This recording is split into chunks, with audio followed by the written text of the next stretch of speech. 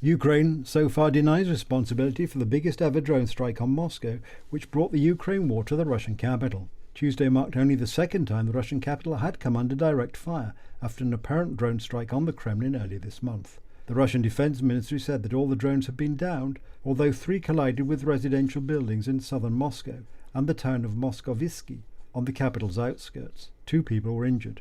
The Kremlin said it was obvious that Ukraine was behind the attack, and Defense Minister Sergei Shoigu said the drones had been directed against civilian targets. Ukraine denied it was directly involved in targeting Moscow, but forecast more attacks would follow.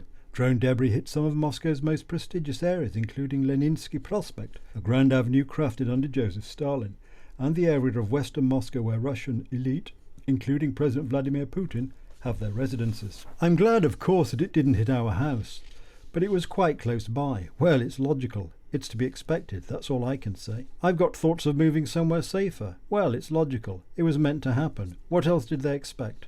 Residents in southwestern Moscow said they heard loud bangs at around 2 to 3 a.m. GMT, followed by the smell of petrol. Some filmed the drone being shot down and a plume of smoke rising over the Moscow skyline.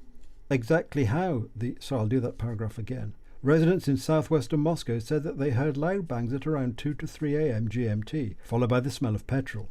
Some filmed a drone being shot down and a plume of smoke rising over the Moscow skyline.